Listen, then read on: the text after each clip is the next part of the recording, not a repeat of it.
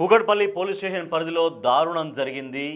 నవవధువు కొత్తగా పెళ్ళైనటువంటి యువతి, అంటే ఆ పెళ్ళై ఆ యువతికి కేవలం 3 నెలలు మాత్రమే.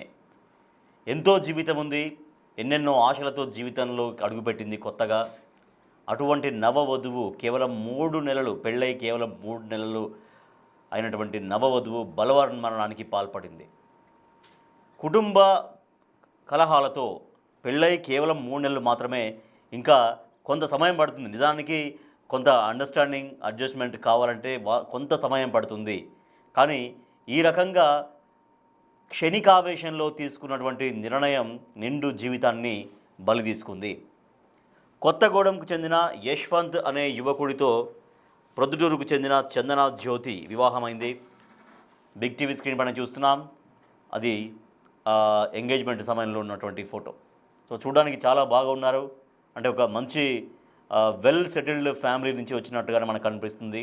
సో చాలా గ్రాండ్గా పెళ్ళి కావచ్చు, ఎంగేజ్మెంట్ కావచ్చు జరిగినటువంటి ఆ ఫొటోస్ మనకు అర్థమవుతున్నాయి. అంటే చాలా గొప్పగా ఆర్థికంగా వెల్ సెటిల్డ్గా ఉన్న ఫ్యామిలీనే అనేది కొంత మన ఫొటోస్ చూస్తే మనం అర్థం చేసుకోవచ్చు.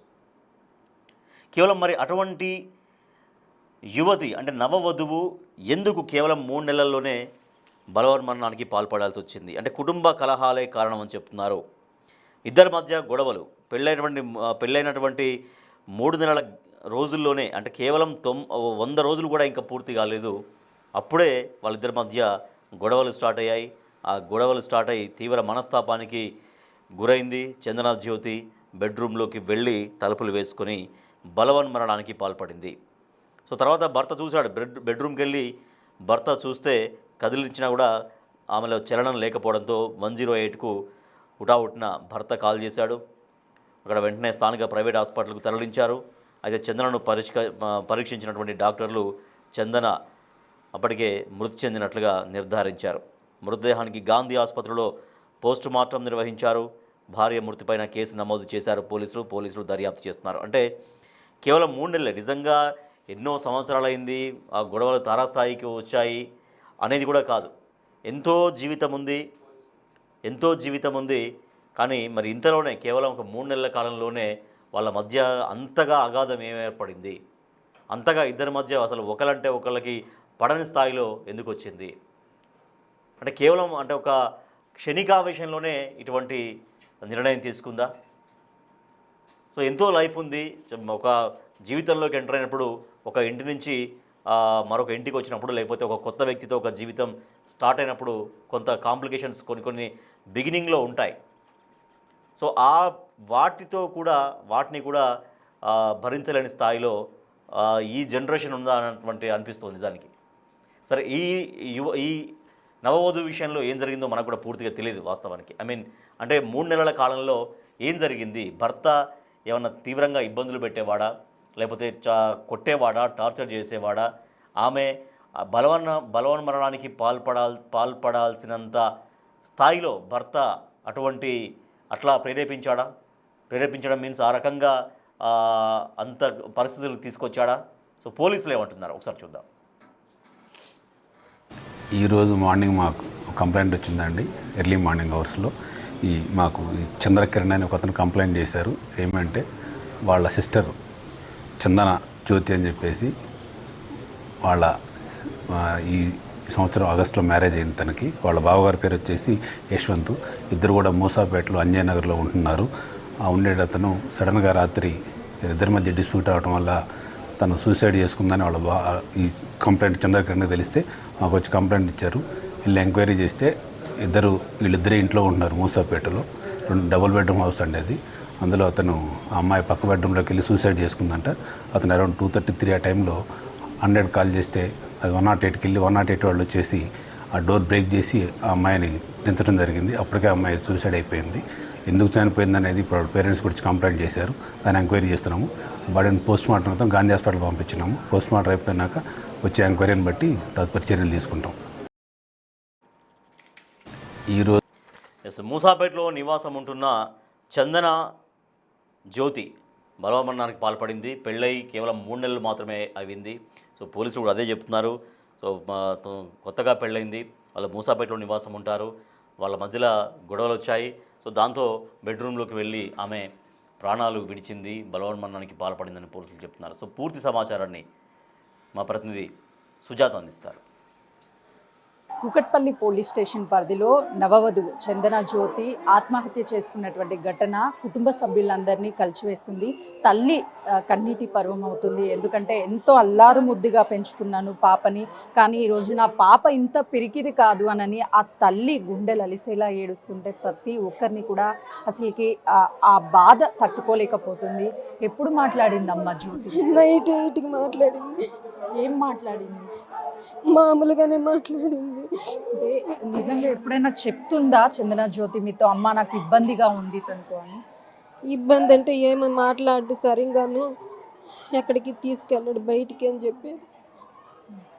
నిన్న ఏం మాట్లాడింది పాప నీతో? నిన్న ఆఫీస్కి వెళ్ళి అది తమ్మేసి రావాలని చెప్పింది. ఏం చెప్పిందమ్మా? ఆఫీస్కి వెళ్ళి రావాలి అని చెప్పింది. నైట్ తమ్మేసి రావాలని చెప్పింది. మా వర్క్ ఫ్రమ్ హోమ్ చేసుకుంటా అంటది పాప. ఎన్ని నెలలు అవుతుందమ్మా పెళ్ళి? 4 months.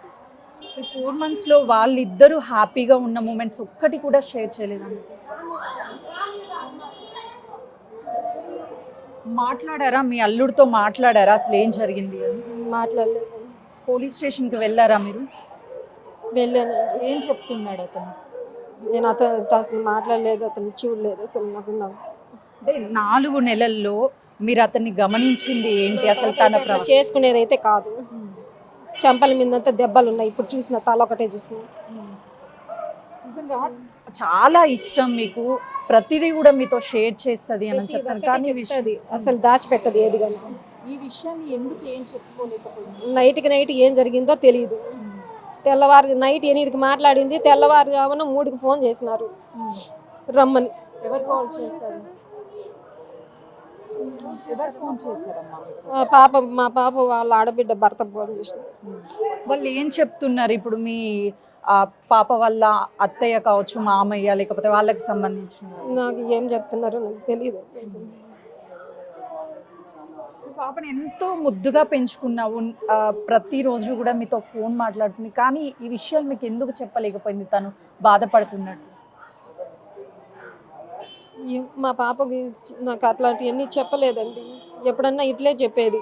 ఎప్పుడన్నా మాట్లాడి సరిగ్గా ఎక్కడికి తీసుకెళ్ళాడు, సరిగ్గా పట్టించుకోడు అని చెప్తాను. అంటే అదే ఇప్పుడే కదమ్మా ఫస్ట్ కొద్ది రోజులు పోతే మామూలు అవుతారులే అని అట్లా చెప్పేవాళ్ళం మేము. మీది ప్రాపర్ ఎక్కడ? మాది ఆర్టీపీపీ. సంక్రాంతి వస్తుంది, కొత్త జంటని ఇంటికి తీసుకువెళ్ళాలని కోటి ఆశలు మీకు ఉంటాయి, కానీ ఈరోజు పాపని ఆ పరిస్థితిలో మీరు తీసుకెళ్తున్నారు.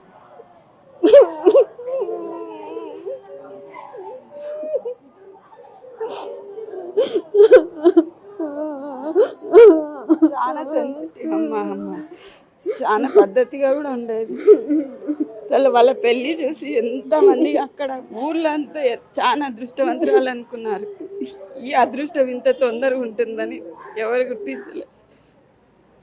అందరింట్లో పిల్లలాగే ఉండింది. అందరు వాళ్ళ పిల్లలాగే అనుకున్నారు. మా పాప చేసుకునే పిరికిదైతే కాదు, ఏదో జరిగింది అది తెలుస్తుంది. కళ్ళతో చూస్తేనే తెలుస్తుంది. పోస్ట్ మార్టం అవసరం లే, తెలిసిపోతాను. పెళ్ళయి ఇంత గ్రాండ్గా పెళ్ళిని చేశారు, ఎంతో సంతోషంగా ఉంటుంది అనుకున్నారు, కానీ ఈ సిచ్యువేషన్లో మీ పాపను చూశారు. ఎట్లుండేదండి తల్లికి? ఉండేది 2 పిల్లలు వాళ్ళు, పాప బాబు. కంటిన్యూగా ఇంట్లోనే ఉంది.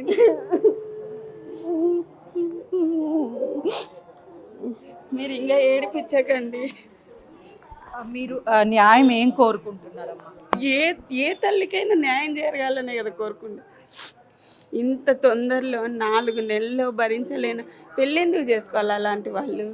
ఇంకొకరి జీవితాన్ని డిసైడ్ చేసేకి ఎవరు ఇచ్చినారు వాళ్ళకి హక్కు? అంత చేతగానప్పుడు వదిలేయాలి కదా. ఎంత అంగరంగ వైభవంగా పెళ్లి చేస్తున్నారు, దేనికి చేస్తారు? కని పెంచి 4 నెలలు ఆ పిల్ల శవం చూడడానికి చేస్తారా? ఇది కరెక్ట్ కాదండి. అబ్బాయి తరపు వాళ్ళ ఫ్యామిలీ ఏమన్నా చెప్తున్నారా సమాధానం? అంటే మీరు బిడ్డను పోగొట్టుకున్న బాధలో ఉన్నారు, మీకు ధైర్యం చెప్పే ప్రయత్నం. మాట్లాడొద్దండి అంటున్నారు. ఇంకా అన్యాయంగా మాట్లాడొద్దండి అంటే బిడ్డని కళ్ళతో చూసిన ఏ మనిషికైనా తెలుస్తుంది ఏం జరిగింది అక్కడ అనేది. ఇంకా వాళ్ళు అన్యాయంగా ఇప్పుడు ఒకటే భర్త ఫోన్ చేయాలి, ఆడబిడ్డ భర్త ఎందుకు ఫోన్ చేస్తాడు?